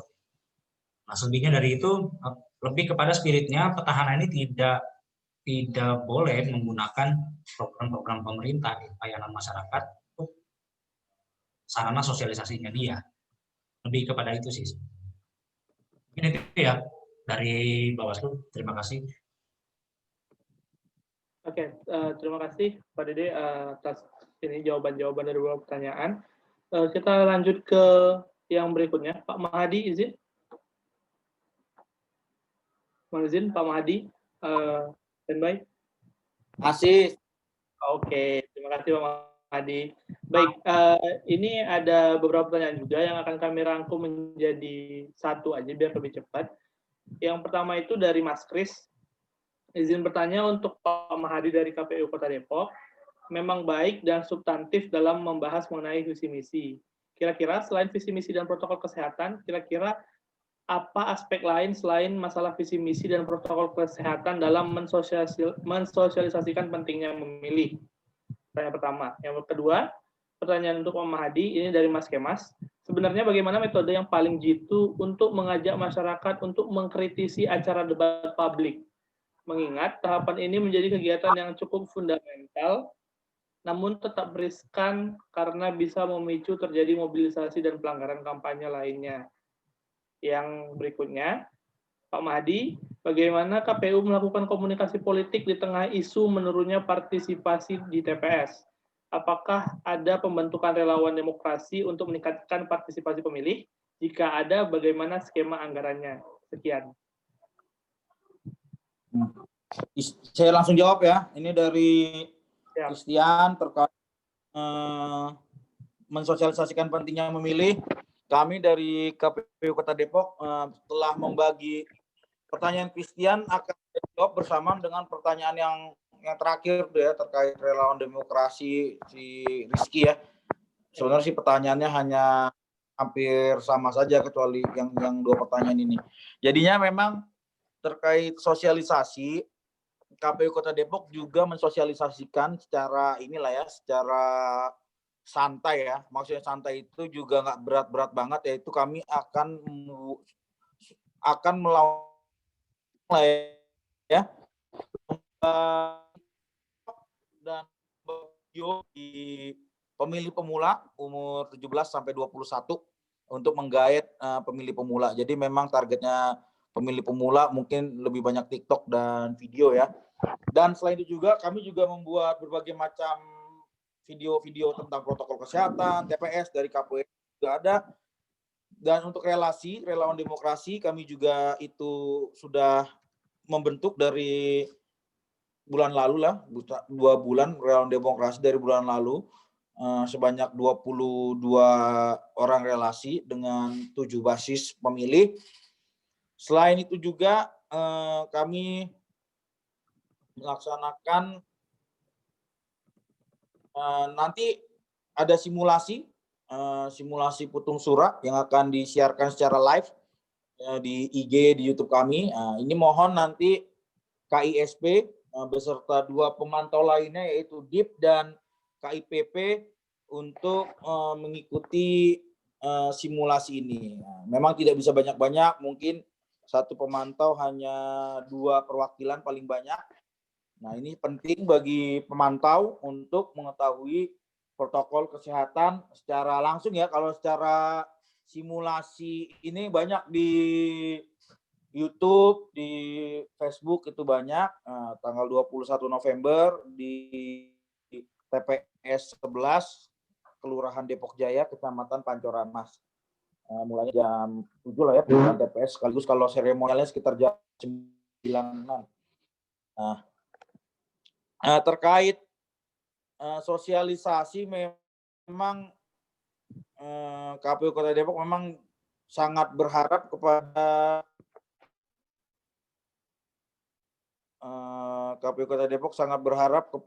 ini sebenarnya personil badan ad hoc kami sebenarnya.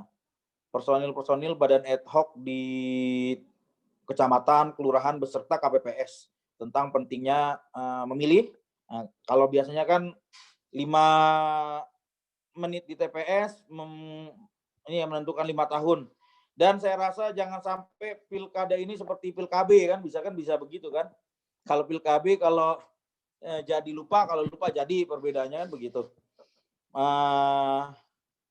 Terkait tentang acara debat bisa protokol kesehatan ya, kami juga sudah mengarahkan kepada Badan Ad Hoc untuk apabila ingin membuat nonton bareng di kecamatan atau kelurahan agar protokol kesehatan tetap dilaksanakan.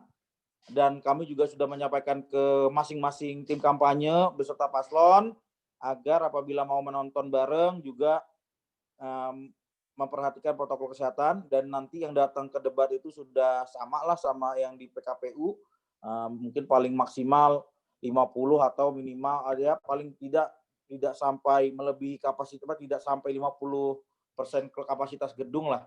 Hanya sedikit saja. Jadi memang protokol kesehatan juga sudah kita terapkan dari awal. Tinggal kami dari KPU sebesarnya kinerja kami ataupun apa, memang sekali lagi masyarakat yang menentukan mau datang apa tidaknya, walaupun dia tahu pentingnya, tapi memang kalau dia semacam apatis lah ya, apatis terhadap politik di Kota Depok, itu jangan sampai lah masyarakat apatis kan, jangan sampai lah. Kami berharap masyarakat Kota Depok sama seperti masyarakat di Amerika, sama seperti masyarakat di Korea Selatan yang di masa pandemi bisa naik partisipasinya. Dan mohon doanya ini kepada semuanya. Rabu 9 Desember tahun 2020 tidak hujan. Nah, kalau hujan lain cerita nanti nih, Bung Wildan sama Bung Rizky nih. Nggak tahu juga kalau kita hujan tiba-tiba badai, bingung juga kita ini harus ada konsolidasi langit ini biar tidak hujan ya kan. Mungkin nanti tanggal 6 Desember kita mau doa bersama lah biar tidak hujan. Itu mungkin yang bisa saya sampaikan. Ini mohon izin Bang Andi, bukan tidak menghormati forum, bukan tidak apa-apa. Saya masih ada rapat Zoom 1 dengan televisi dan LO Paslon. Mohon izin saya untuk live, apabila ada yang ingin nanya bisa disampaikan nomor saya, Bung Wildan atau Bung Rizky, siaplah nanya di WA. Terima kasih atas perhatiannya. Wassalamualaikum warahmatullahi wabarakatuh. Mohon izin Bang Dede, Bang Iqbal, terima kasih.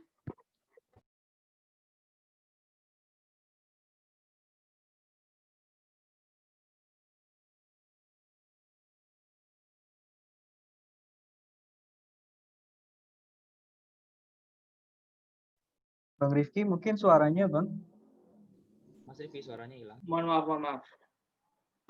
Terima kasih Pak Mahdi udah live ya. Sukses buat acara berikutnya. Ini buat Mas Wildan, pertanyaannya bagaimana cara mengidentifikasi akun tanpa nama tersebut? Apakah keterlibatan politik di media sosial bisa menyimpulkan visi dan misi paslon? Silakan Mas Wildan. Oke, mungkin singkat saja ya Mas ya.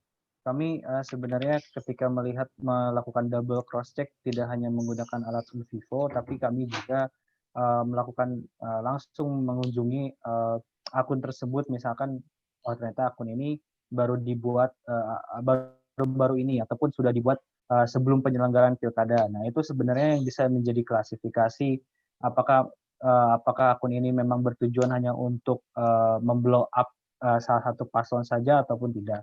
Kemudian juga akun ini misalkan secara bertumbuhnya ataupun hidupnya akun ini, apakah ada hal-hal lain yang sebenarnya menjadi topik pembicaraan di media sosial, terutama di postingan akun tersebut, selain dari mengkampanyekan paslon tersebut. Kemudian juga kami mengukur narasi yang misalkan ada komentar yang mirip serupa ya, misalkan komentarnya panjang tapi substansinya serupa dan itu banyak ditemukan. Nah, kami bisa mengkategorisasi bahwa itu merupakan akun-akun anonimus yang sebenarnya kami coba coding dan juga coba dimasukkan ke dalam bentuk political engagement. Terus tadi apa lagi Bang Rifki ya? Ini ya, apa tadi itu? Visi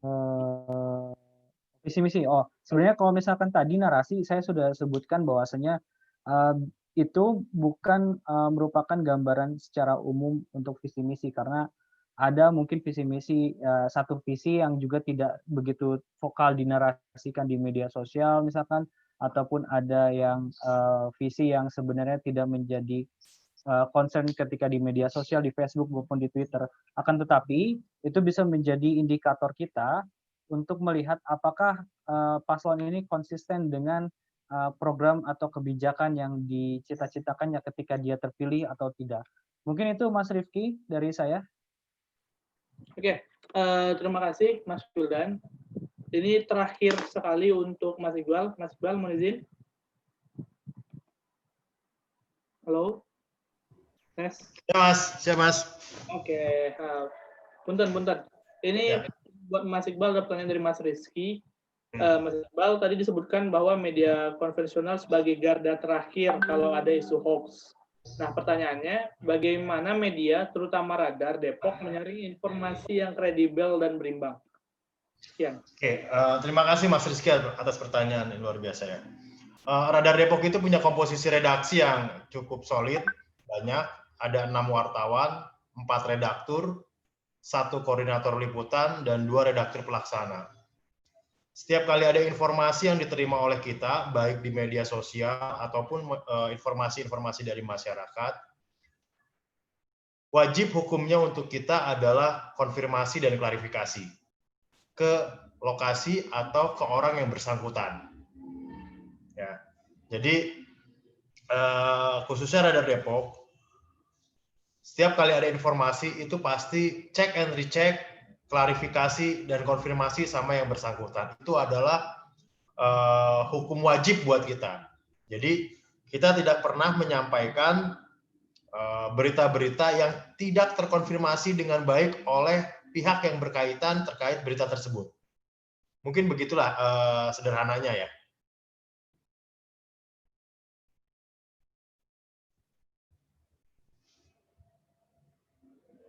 Cukup Mas? Mas Rifki. Mas Rizky? Halo? Ya, halo. Punten, ini wifi-nya lagi ngedown barusan. Oke, terima kasih Mas Iqbal tadi udah benar-benar padat untuk menjawab pertanyaan dari Mas Rizky. Berhubung ini waktu juga sudah cukup lama kita habiskan di Zoom, untuk bagian terakhir ini kami dari moderator ingin meminta closing statement lah dari para narasumber. Untuk itu kali ini kita mulai dari Mas Iqbal dulu saja karena habis menjawab pertanyaan. Closing statement untuk kegiatan pada sore ini, Mas, mohon izin. Ya, masa kampanye sebentar lagi untuk pemilih pemula atau pemilih masyarakat Kota Depok. Jangan pernah lupa membaca koran atau membaca media dan melihat betul siapa calon yang akan dipilihnya nanti, melihat bagaimana visi dan misi kedua pasang calon ini di media, baik itu media konvensional maupun media sosial atau maupun media online. Jangan terhasut dengan serangan fajar dan money politik, tetap berpegang teguh dengan kredibilitas dari masing-masing calon. Sekian, terima kasih. Terima kasih Mas Iqbal. Oke, untuk pembicara berikutnya, karena Pak Mahadi sudah izin meninggalkan terlebih dahulu, Mas Wildan bisa closing statement sebentar? Oke, makasih Bang Rifki. Mungkin sedikit ya, tadi dari beberapa gambaran yang sudah saya dan kami sudah paparkan mengenai data-data terkait narasi. Sebenarnya masyarakat Kota Depok untuk memilih calon, dia harus bisa memiliki jarak dengan paslon tersebut. Artinya ketika kita sudah memiliki jarak, dia sudah menilai bahwasannya, oh ternyata paslon ini sesuai dengan orientasi keinginan kita ataupun keinginan masyarakat di Kota Depok. Misalkan ada isu A bahwa masyarakat Depok menginginkan hal tersebut diwujudkan dalam sebuah kebijakan, maka hal tersebut bisa dijadikan sebagai bentuk pemilih yang rasional dan tidak hanya sebatas karena orientasi partai politik ataupun seorang kandidat yang memang bagi mereka memikat gitu loh, terlepas dari like or dislike. Mungkin itu Bang Rifki. Oh iya Bang, satu lagi Bang. Oh ya, tadi mengenai kode etik ya. Kode etik kami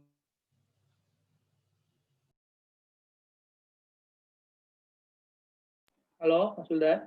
media sosial, tadi ada yang menanyakan kode etik media sosial itu kami beraudiensi dengan KPU dan juga Bawaslu sedang mengusulkan rancangan kode etik untuk di media sosial. Ini bisa diwujudkan dalam sebuah kebijakan yang memang kalau misalkan untuk pilkada ini dianggap terlalu mepet, tapi untuk penyelenggaraan pilkada selanjutnya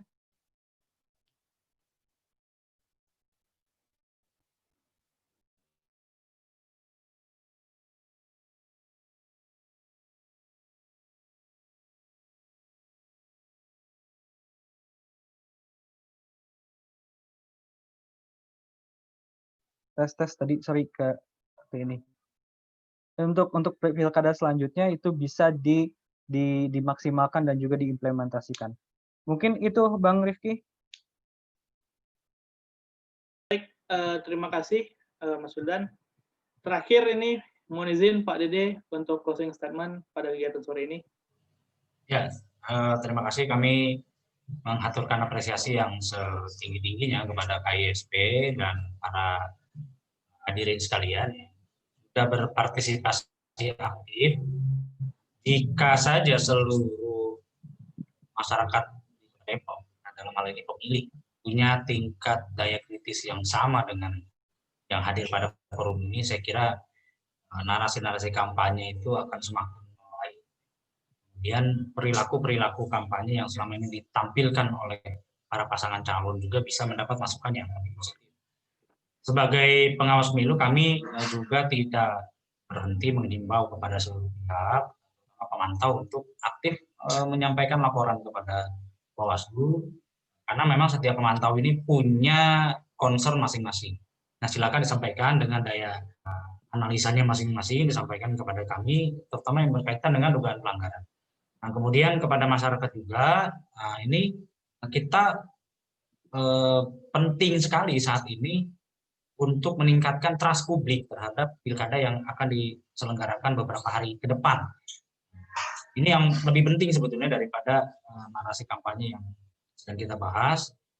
Bagaimana masyarakat menjadi yakin, rasa aman, dan hadir ke TPS juga memberikan suaranya nanti di tanggal 9 Desember tahun 2020. Kami itu kurang lebihnya mohon maaf. Saya kembalikan ke host. Mohon izin, terima kasih Pak Dede untuk closing statement-nya. Oke, ini kita sudah berada di ujung acara, teman-teman semua. Terima kasih untuk yang sudah hadir. Terima kasih juga kepada narasumber yang sudah memberikan enlightenment kepada kita bahwa sebenarnya pemilu di Depok ini masih dalam proses yang belum begitu mengarah baik, karena masih lebih banyak menggunakan metode-metode konvensional dan tidak terlalu mengacu kepada peraturan, yang meskipun sebenarnya pada hakikatnya itu lebih disebabkan oleh social culture yang ada di masyarakat, seperti yang Pak dari KPU tadi menyampaikan bahwa penggunaan luring masih lebih disenangi karena auranya lebih berasa, dan dari KPU juga sudah menyebutkan bahwa memang ini sudah berupaya dengan maksimal. Oleh karena itu, kita dari seluruh teman-teman di sini yang memiliki insight yang sama, memiliki ketertarikan yang sama, untuk terus bahu-membahu untuk mengawal pilkada yang ada di Depok, dan untuk terus berkontribusi kepada kepemiluan, khususnya baik dari regional maupun nasional. Saya selaku moderator mohon izin, maaf jika ada salah-salah kata, kesilapan, dan slip of tongue yang tidak begitu baik. Saya dan mewakili teman-teman KISP mengucapkan terima kasih kepada yang sudah hadir, kepada sumber yang sudah bersedia meluangkan waktu. Wabillahi taufiq wal hidayah. Assalamualaikum warahmatullahi wabarakatuh. Assalamualaikum warahmatullahi wabarakatuh. Terima kasih Pak Dede, Bang Iqbal, makasih banyak sudah mau bergabung, sudah mau izin live ya. Terima kasih semuanya, terima kasih. Untuk ini mohon nanti diinfokan terkait email dan ininya. Terima kasih.